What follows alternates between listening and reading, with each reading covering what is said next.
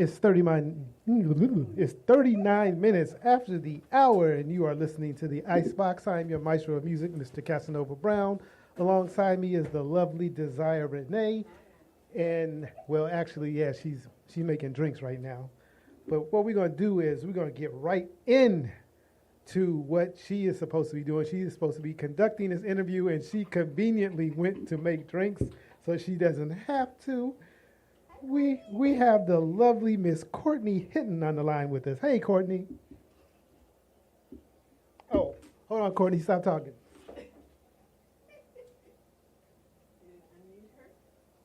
Hey, Courtney. Hi. How are you? I'm wonderful. How are you? Courtney, you're in the workforce, and you know, my co-host is retired. So when I gave her the instructions that she was going to conduct the interview, she runs the board and everything. She decided to say, hey, you want a drink? I was like, yeah. So she left the board and went to make a drink, didn't unmute your mic or anything. So I'm Hi, Courtney. forced to do it. Don't use little baby voice. Hi, Desire. We thank you so much for calling in, Courtney. I'm so grateful that you're having me back on the show. Yes. The Courtney Hinton Experience. Tell us about it. So it's a project that I worked on for a very long time. I'm very happy it's out in the world. And it is something that I wanted to create. One, because I wrote some songs that I wanted the world to hear, but I was inspired by house music, actually. So I used to be a runner, and when I ran the Marine Corps marathon, house music is what got me through. And so when I was like, let me do a project, I was like, let me make it house music inspired. And so everything is upbeat and positive lyrics because I'm a positive person, but I keep it real too. Awesome. Shoot, I just got a blank. I was looking at something and I just drew a blank. How long did it take you to do this project? Wow. Well, I set out to do this project almost 6 years ago. The end of this year will be 6 years. So on my birthday, and I guess that would be 2018, my roommate, who was the first person outside of someone who was related to me, really, really supported my voice after she heard me sing for the first time. She wasn't my roommate then. She became a friend. And when she became my roommate, she was like, you can do this project if you want to. So she gave me permission to believe in myself. And so that year I created an Indiegogo campaign to get started. I had been playing and singing with the guitarist from my church. He introduced me to an amazing producer, Enoch, that lives in Canada. He just happened to be in the DC area when I was introduced to him. And we started working on it. My process is that I would create like a concept of the song in GarageBand. I'd make the whole production and then record the vocals and send it to Enoch and give him a story of what I wanted. I'm like, it's got these sounds. I want it to feel like this. I want it to sound like this. And he would just elevate the track. And that happened back and forth for a few years until last year when I was able to go out to Alberta, Edmonton, Canada, record the vocals, and then it was just the mixing and mastering, and now it's in the world. Awesome. You said the producer's name is Enoch? Yes, Enoch Ate. He is an amazing producer, instrumentalist. He's also a part of a really popular band out in Edmonton called Mela Freak, and it's like melanated Africans. So they're a really awesome band, too. I got to go to one of their rehearsals while I was in town. Wouldn't that be a double entendre, melanated African? No, because there are some Africans that are not melanated. You know that, right? Oh, very true. Very true, South Africans. You're right. Yeah, exactly. Yeah. What is your opinion on the guilty verdict?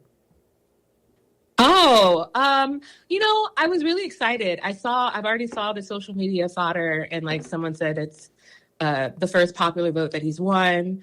I'm grateful, like that's the first part of justice, but I'm really interested in what sentencing is going to look like and what are the implications of this, but I think it's a moment of hope for everyone who like wants justice. So yeah, yay. Yay. Oh, you almost made me spit out my drink. Yay. I got a question that's really going to catch you off guard. Are you sure? Yep. Because remember who I am. I know. Not much catches me off guard. Okay. Define. Go ahead. Define unfuckwittable. Define unfuckwittable. That's what it means. Not much catches me off guard. Being unfuckwittable means that I know myself, right? I know who I am. So you can go ahead and be you, but it's not going to change who I am, right? Like, how did I introduce the word to you? You thought that you was calling me out jokingly for being late to a performance, but I know I had already told everybody that I was going to be arriving at the time that I arrived, which means that I wasn't late.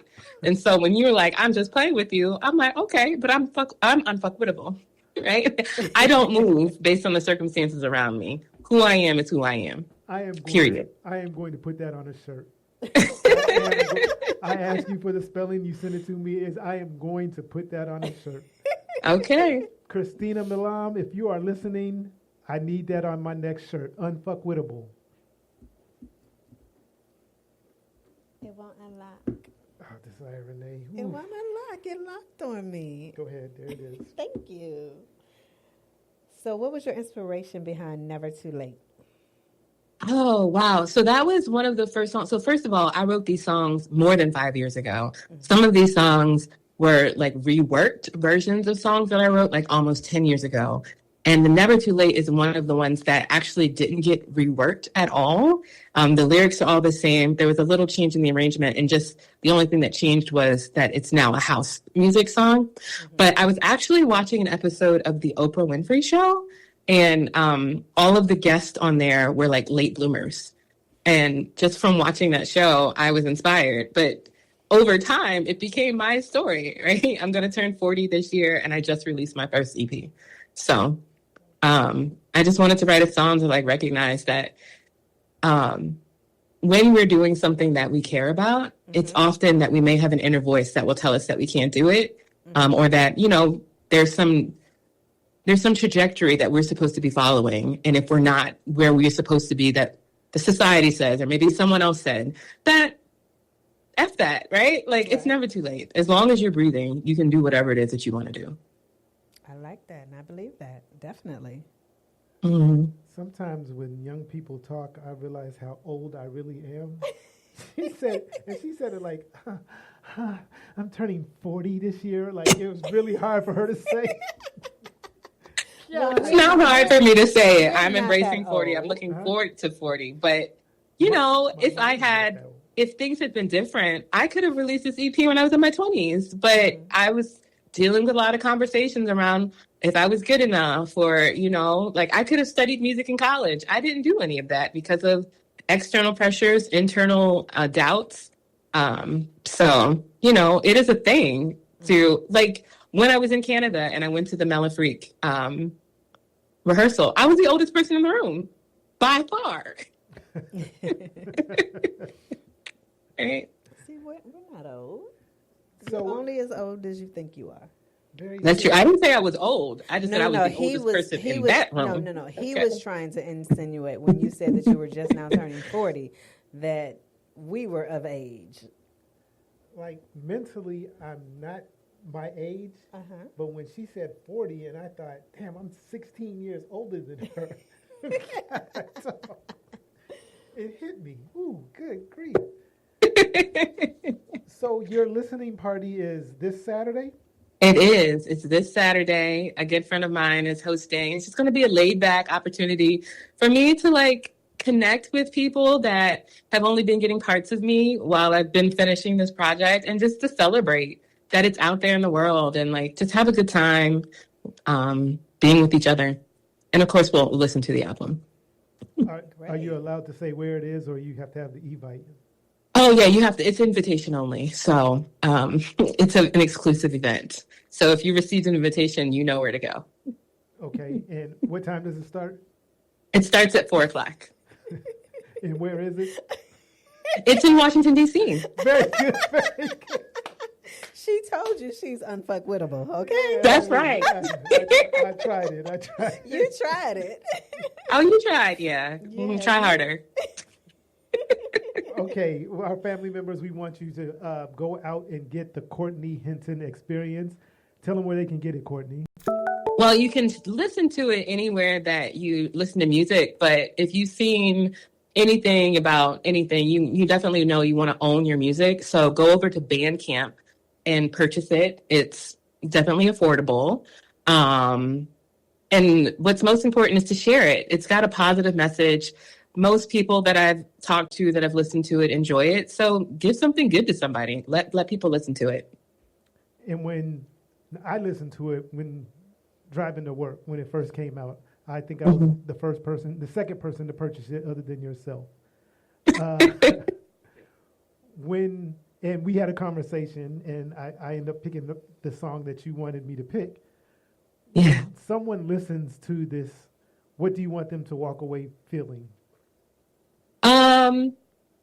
I want people to walk away feeling like they enjoyed themselves, like they had a good time, but also like I want people to feel like they can believe in themselves. The song that you're about to play is a song actually about grief, right? Like I wrote that song when I was grieving a friendship that had changed, and I was sitting on my front stoop and I saw some storm clouds, and that whole day I just was sort of keeping the grief at bay because I just thought that I was going to die if I just let myself feel as sad as I felt. But when I saw those storm clouds, it let me cry. And once I cried, I felt so much better. And so I just want, when people listen to every song on the album has a really positive message. And so I want people to recognize, one, that they have power within themselves, that they can own their power. And that even if life gives us hard times, we can make it through. Right? You know, choosing is about being with someone who doesn't recognize your value. Like you can stay in that situation or you can choose yourself and leave, right? On the other side, the storms of life will bring tired clouds, okay?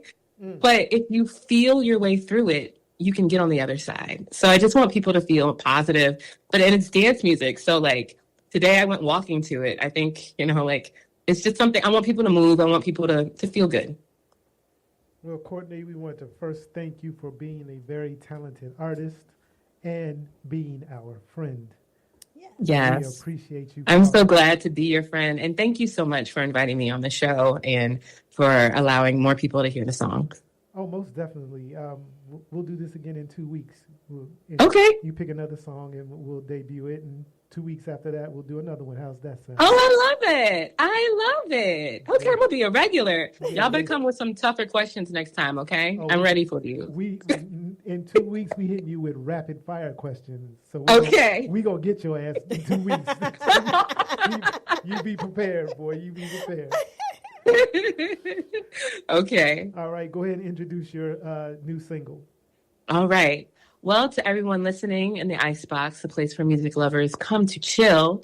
Prepare yourselves to go on a journey that is titled Never Too Late. It's the last track on the Courtney Hinton Experience. Enjoy.